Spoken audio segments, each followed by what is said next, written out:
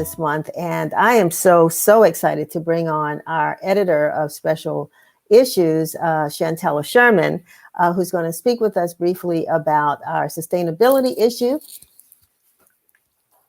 Got to give a shout out to that. All right. And Shantella, where are you? I'm here. Great job, and thank you very much. Thank you very much. So, first of all, you started doing this. You do special issues for us throughout the year, but you wrote a piece in this one to me that just sort of knocked me off my feet, but really put the issue front and center when it relates to, as we talked about earlier, not only the environment, but its impact on health. Two things that really sort of impact people of color more so than anybody else around the globe. But talk to me about what your focus was of your own editorial. I think initially with the death late last year of Ella Deborah, who's actually in London. She's a 9-year-old girl who died of lung complications, basically lung failure. And the lung failure was due to her proximity to a motorway. So this is a perfectly healthy child whose lungs basically failed her over time. She developed asthma, then it became more severe, and eventually it just caused her lungs to collapse. And no matter how often she was taken to the doctors, it was always, it's just a systemic type of thing. It may be inherited. But her grandparents kept saying, no, this is not the case. It has to be that motorway and where we are. This is something environmental. And it took until December 2020 for a court to actually rule that, in fact, it was that motorway. That when they checked the bloodlines and they checked her relatives and they checked her own health over the course of her short life, just 9 years, there were no complications. Her lungs were perfectly healthy, aside from the fact that she was near this motorway. And so it just kind of pulled upon my heartstrings to think that a lot of times the most disenfranchised have their voices cut from them, and they're the ones who are implicitly in danger. Their feet are in the fire. And because this was a child, you couldn't say things like it was her smoking, or it was something that she had caused or something that she had done. She had lived a perfectly healthy life up until this motorway came through and started to cause issues. So I wanted to make sure that when we started to pull stories together for this supplement, that we focus specifically on young people and disenfranchised folks who don't necessarily have a voice, or who are out there championing and on a very grassroots level attacking the system, but aren't being polarized in the same way that celebrities are, or people who can gain access to the media necessarily. So I think, once again, when you have Black newspapers, that's one of the functions, giving voice to the voiceless. People who are naturally overlooked by the mainstream newspapers suddenly have a way of saying, this is what's happening and please pay attention. And one of the things you also highlighted in that, when you talk about children, was lead poisoning.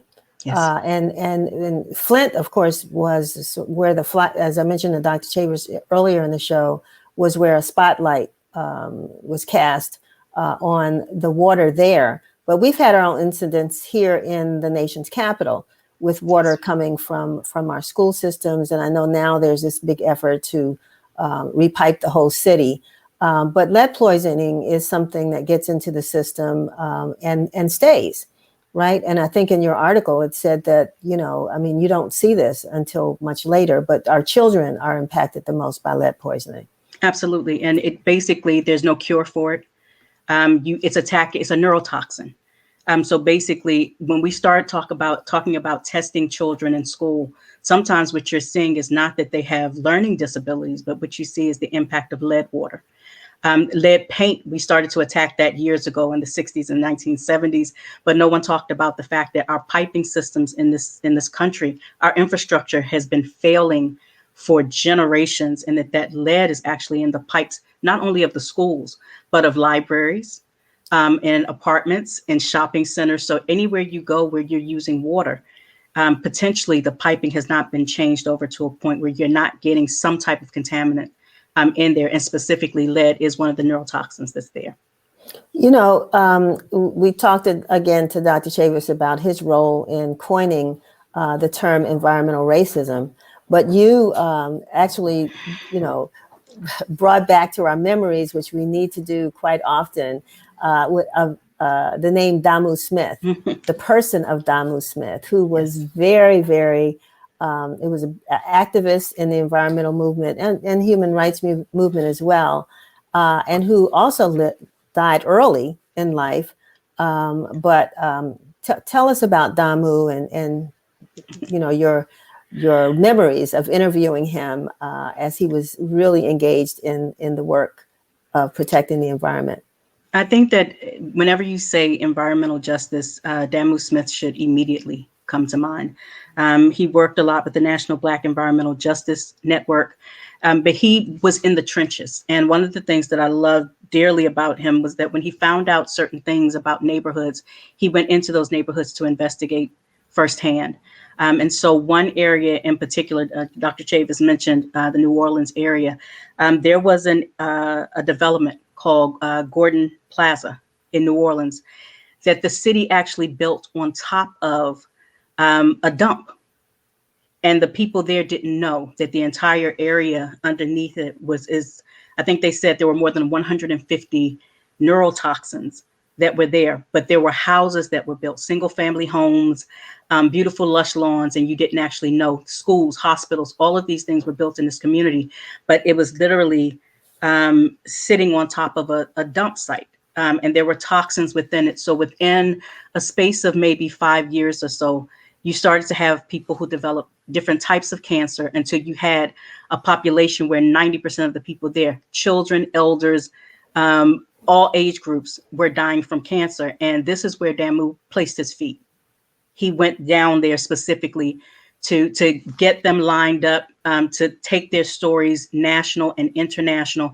And during the time that he spent there, that's where it's believed that he actually developed cancer.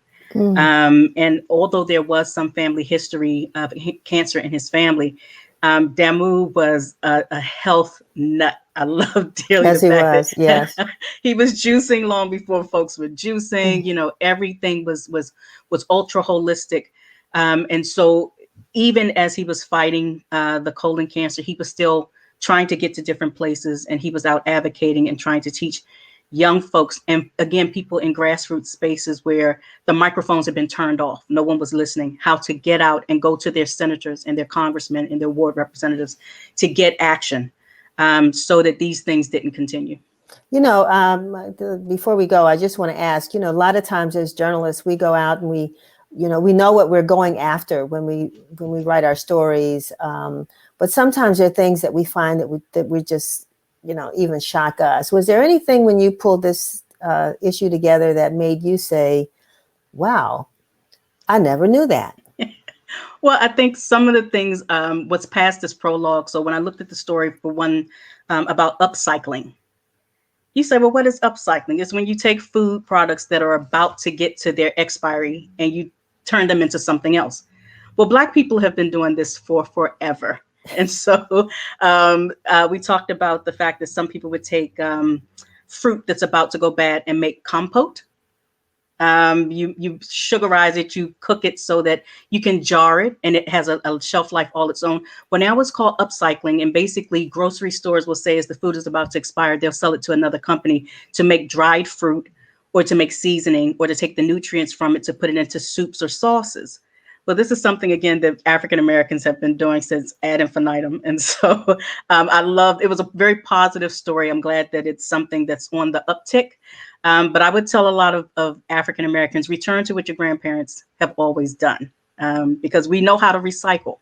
We know how to upcycle. And so we just need to get back to some of that as well. All right, Dr. Sherman. We have two guests coming on after that, and I can kind of see them in the background going.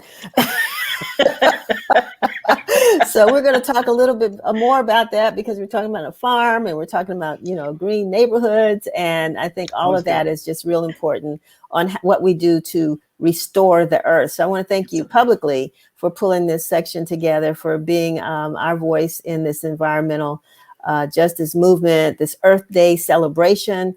And I know we have something coming up, our next issue coming up in May. Speaking of environment and health, our health issue.